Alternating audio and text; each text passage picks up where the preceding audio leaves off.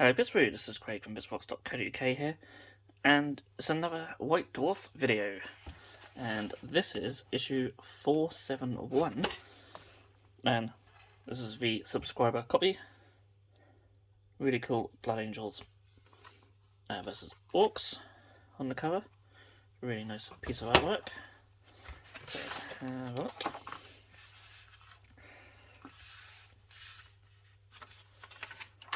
Okay, so as always, we've got the contents, and we go into contact.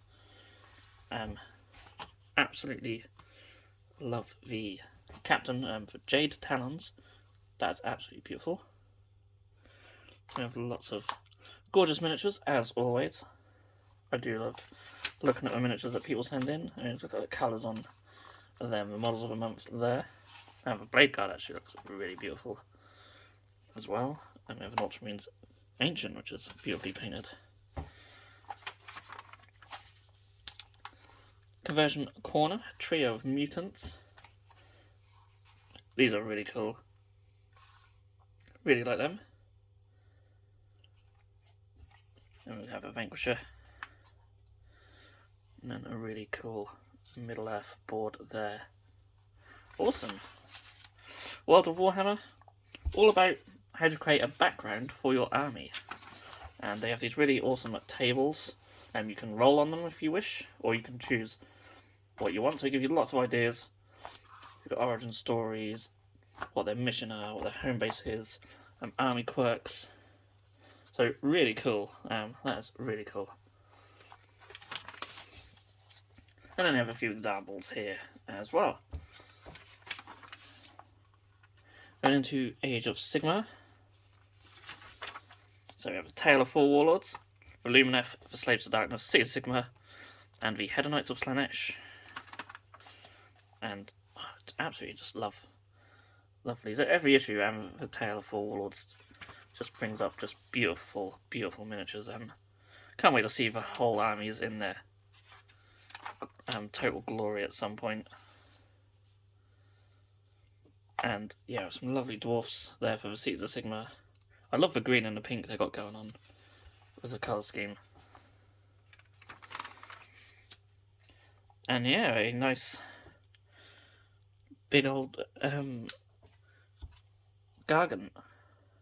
Warstomper Mega Gargant for the Slaanesh, which is quite an interesting choice.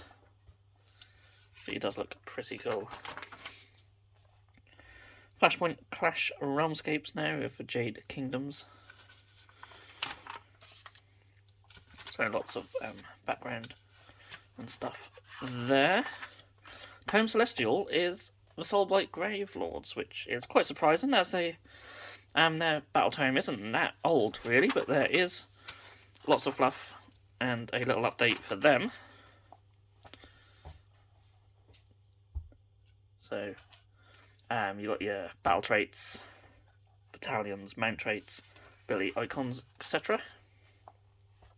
Some open play stuff, some twists, match play, and of course Path to Glory as well.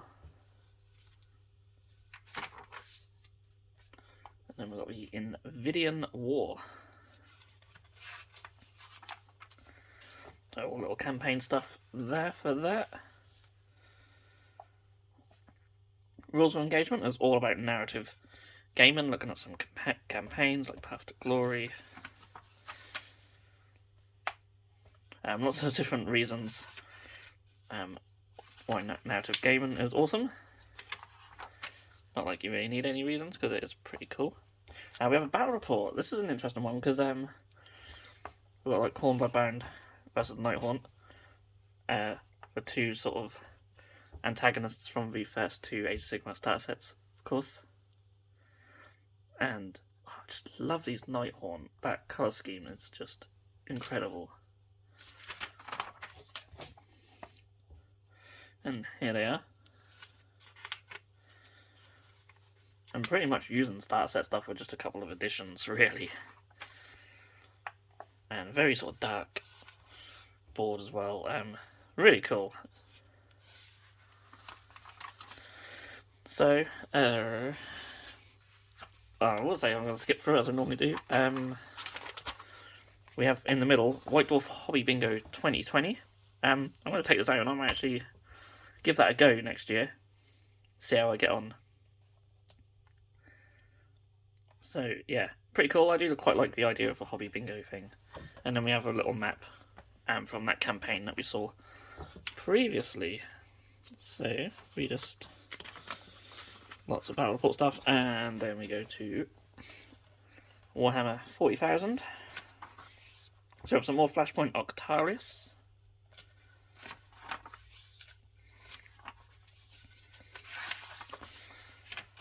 We have a worm below. So if you like your Black Templars, there's lots of excuse me, lots of fiction there. Then we have a Theatre of War.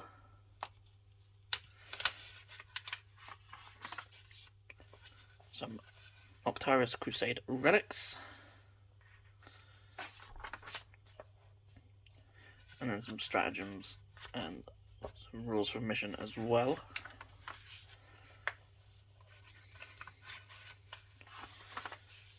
And then we have Army of Renown, the Crusher Stampede. So this is stuff for a Tyranid army, which cannot include any swarm units or any miniatures with a wounds characteristic of 2 or less. So it's all about having the big monsters and stuff, which is really cool. I like that. That's my kind of Nid army, that is. Don't know how well it would do, but I like all the big stuff.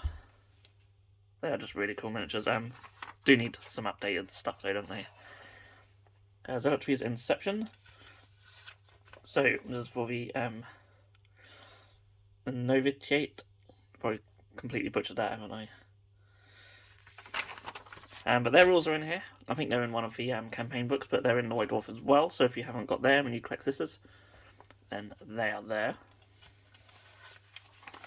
And we also have rules for the Red Gobbo on Bouncer. I think there are only the 40k rules in here though. For them, I'd like to have seen them have some Age of Sigmar rules as well, but unless he's already got them somewhere, I don't know. But yeah, some rules to use them in 40k, which is really cool. I have got him somewhere. I need to paint him up because it's such a beautiful miniature. And of course, Christmas is just around the corner, which is glory points now for Warhammer Underworlds. So looking into Harrow Deep, which is the latest season of Underworlds. We have some fiction as well. That's for Age of Sigmar. And then Middle Earth. There and back again. So all about the 20 years, would you believe, 20 years since the Fellowship of the Ring movie first came out. Makes you feel old, doesn't it? 20 years. I remember the old White Dwarfs where you had like, you flipped them over and you had your Lord of the Rings stuff at the back and your regular content at the front. And yeah, they've produced so many beautiful miniatures for Lord of the Rings and The Hobbit over these 20 years. So yeah, if that's what you're into, it's good content there, but yeah. Scenes of Middle Earth. There's some little dioramas there as well. Really cool. Is that just completely sculpted, or that might well be? That's amazing. And look at that. I'm still in shock. That's 20 years. I already knew it. That it wasn't a revelation from reading this, but it's just a reminder. Balan's Tomb looks incredible, and it shows you how it was built as well, which is really awesome. I just love all the terrain stuff that they produce. They should definitely do more of it. It's really cool seeing all the work in progress and stuff for things like that. And we have Legions of Middle Earth.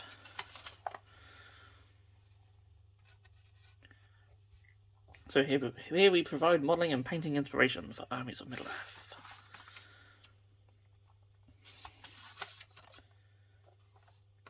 There's Nick Payton's built army for the Panel of Fields.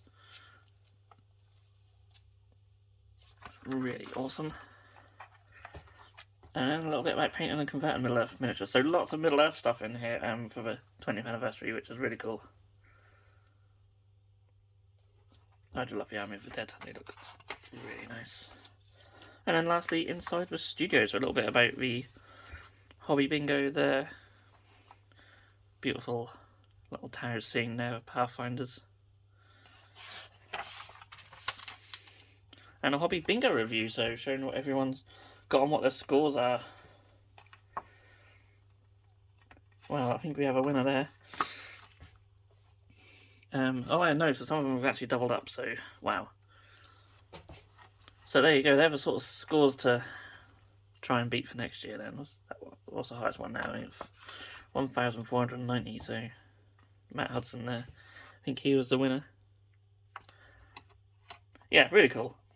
I'm glad they've done it again, and yeah, I think it's something I'll follow in 2022. So yeah, that was the White Dwarf, was at 471. So yeah, not a great deal in there in terms of sort of rules or painting articles, which is my sort of favourite stuff, but again, loads of fiction in there, and nice feature of Middle-earth, which is really nice. So yeah, that was a White Dwarf review. If you enjoyed this video, please feel free to give it a thumbs up, or even if you didn't enjoy it, we'd appreciate a thumbs up anyway. But I know some people downvote these videos when they don't like the White Dwarf. They don't care.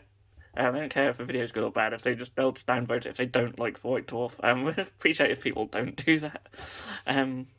But yeah, thank you so much for watching anyway. And yeah, we'll see you back in the White Dwarf videos in the new year. So Merry Christmas and Happy New Year. I'll see you all again very soon.